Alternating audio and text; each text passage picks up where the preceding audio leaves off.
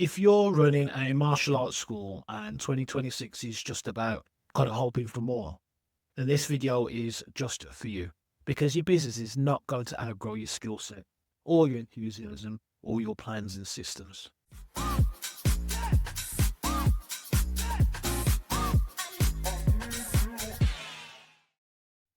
So I have been going through certain processes at the end of the year with my own businesses, my own team, and also with my own clients.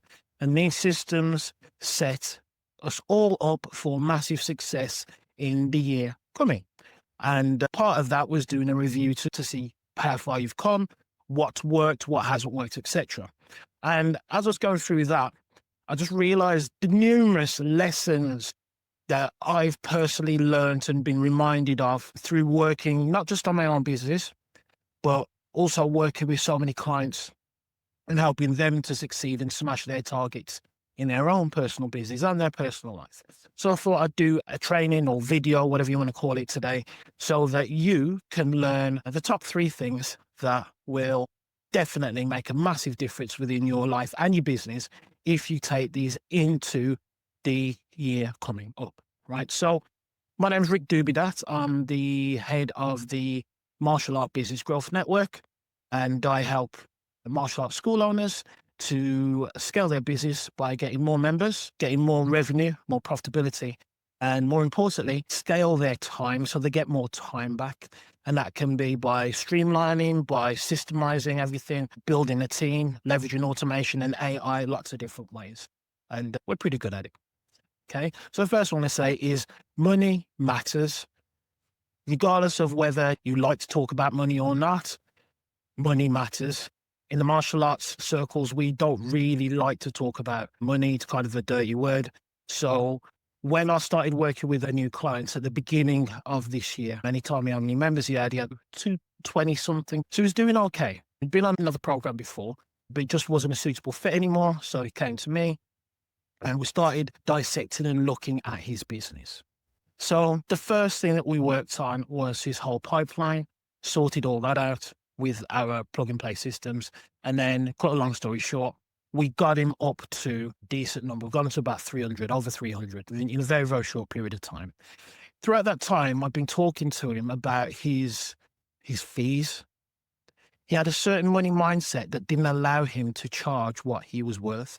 Now, when I say charge what he's worth, I'm not talking about £300 a month for one lesson a week or anything outlandish or crazy. He was charging way, way cheaper than anybody else in the location that he was in, but providing a better service, which is why he had such decent numbers. And it was easy to scale. And once we fixed the pipeline with our pipeline advantage system, it just accelerated everything.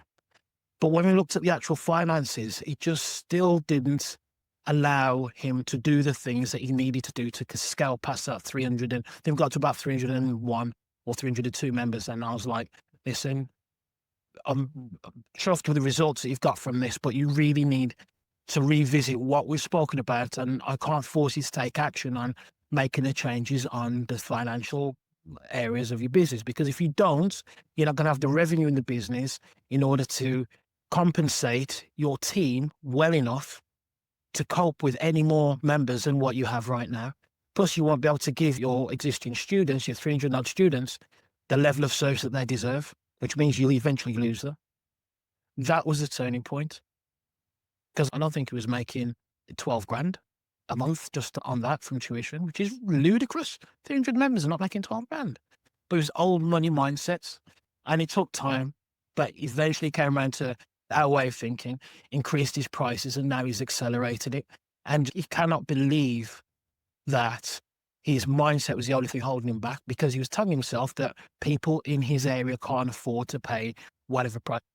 So if you're not charging enough, then the bigger consequence is not that, oh, somebody's going to look at you and think you're greedy, people aren't going to be able to afford your classes. The bigger consequence is that you're not going to be able to continue to run your business at the level and the standard that your community requires. Lesson number 1. So the second thing is, your network is your net worth. Throughout the year, there have been some amazing conversations, friendships formed, systems and ideas shared, problems shared, and everything throughout the Growth Network community. And it's been inspiring to see. It really has been inspiring to see. Everyone's been helping each other. And one of the biggest things that our members say is that they love the fact that they have a network of people that they can share their problems, be vulnerable with, and be honest with, that will either share resources, give advice, give encouragement, and also give them a kick up the backside when they're going off track or losing momentum. And it helps to keep them on track. So it doesn't matter how many systems you have in place. It doesn't matter how good you are at teaching martial arts. It doesn't matter how big your location is. It doesn't matter how many students you have. If you can't keep up the momentum and have different viewpoints to point in the right direction to take you up to the next level, to make sure you're doing the right thing instead of just being a victim to your own habits or a slave to your own habits.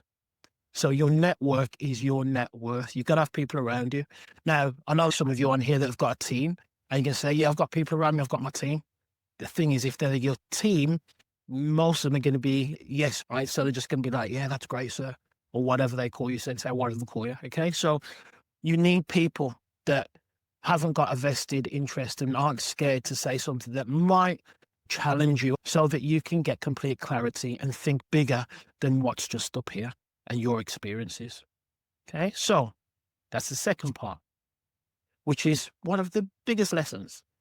Now, each quarter, we run what we call our business intensive. And it's an amazing day. Everybody looks forward to it. And all the clients come together at our head office over in Birmingham. And on that day, we go through a series of different workshops, anything from marketing. We go through the latest cutting edge marketing, AI, staffing, HR, accounting, all the things that matter within your business, personal development. Depending on what time of year it is and what's happening right now determines what's on the agenda for that full day. Now, when everybody gets together and we run the different workshops, it's not just to sit there listening to me. We get stuff done, move things forward. So when they go away, they have the next 90 days until the next intensive pretty much mapped out, knowing what to focus on. It keeps everyone on track. But again, the important thing of this is everyone gets to talk to each other, reflect, learn, grow, have fun, have some nice food, be in a nice professional environment. And it's absolutely amazing.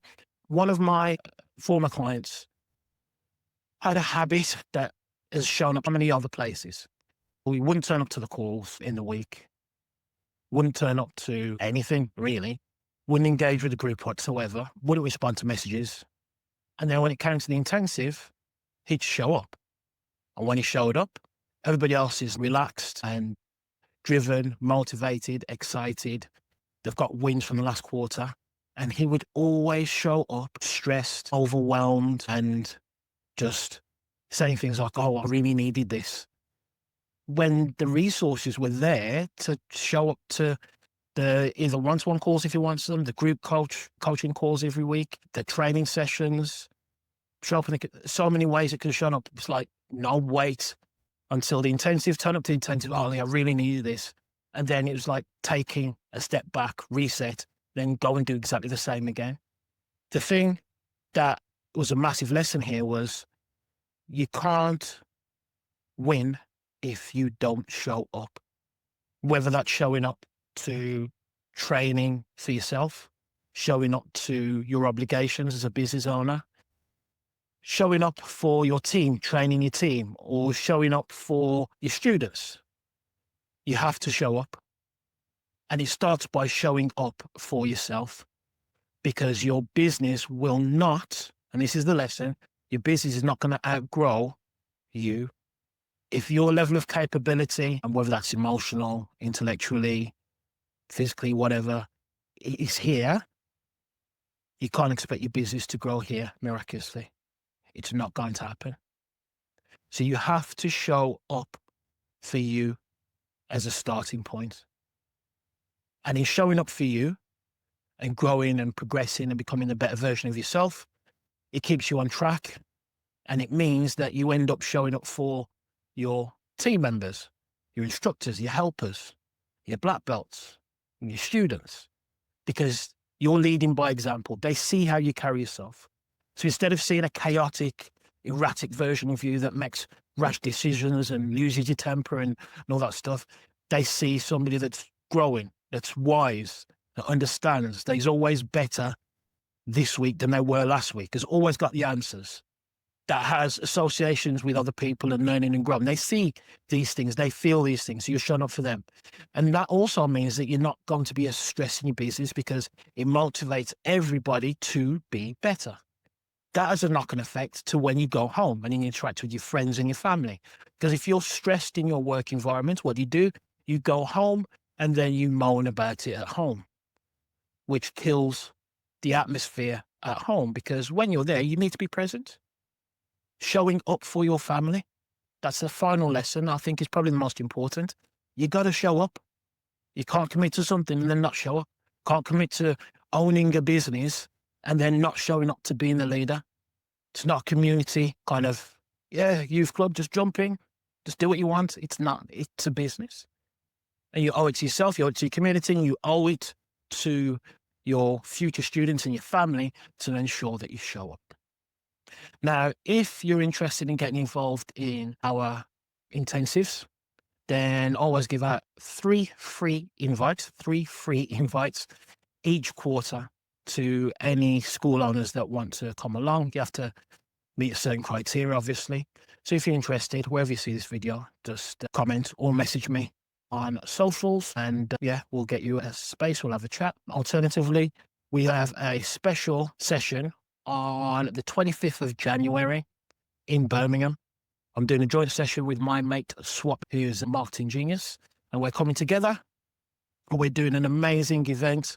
It's a very, very small event. It's like my coaching clients, his coaching clients, and we're giving like 5 spaces extra on top of that. And if you would be interested in coming along to that, then reach out to myself or you can reach out to Swap, and then we'll see if you're a suitable fit. You can come down and then benefit from everything we're doing. We're doing some big things on that session and setting up for the rest of the year. You get a couple of free bonuses as well. And my name is Rick Dubidat from Martial Art Business Growth Network. Happy New Year. And if you're interested in anything I've said, then speak to me and we'll get you sorted. Take care. See you soon.